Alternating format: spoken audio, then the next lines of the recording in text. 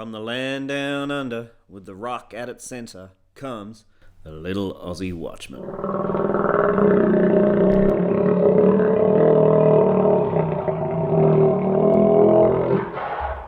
On TLAW today, Australia chest-beating in the Syrian propaganda war. Tony Abott has responded to the Syrian humanitarian crisis by agreeing to accept 12,000 refugees and to start bombing raids against ISIS.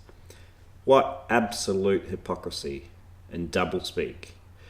In 2013, we were supporting the rebels in Syria to take down Assad. What was Assad's crime? Well, no one is very sure, but because we have said he is a bad guy, he must be. Here we were supporting radical Muslim militants to fight our proclaimed enemy. As it turned out, Assad never used chemical weapons.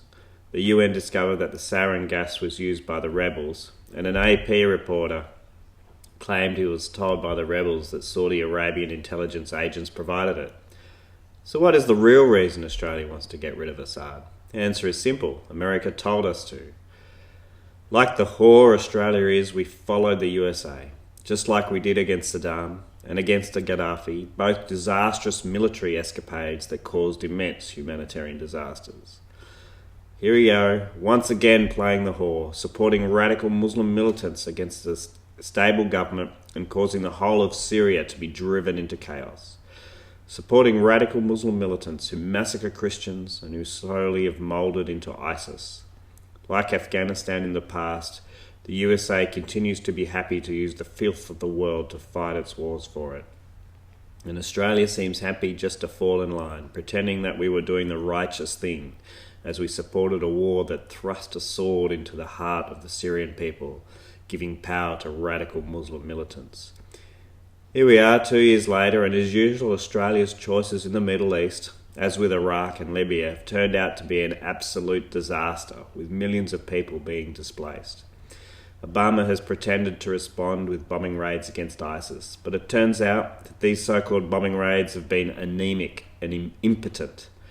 What would you expect? Why would the USA want to bomb its own battering ram to bring down Syria? And do you think Australia's pathetic attempt to have bombing raids will make any difference? The answer is clearly no.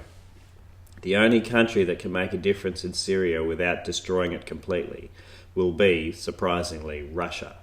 They don't have the baggage that the NATO countries do. The majority of Syrian people not only support Assad, but are also highly suspicious of America and its allies, for good reason. The only nation they trust is Russia.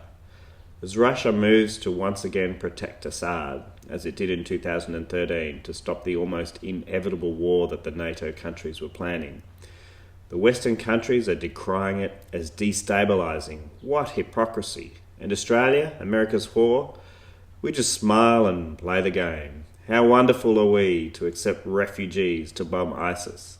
Makes me sick. We refuse to see that our actions have contributed to this mega disaster.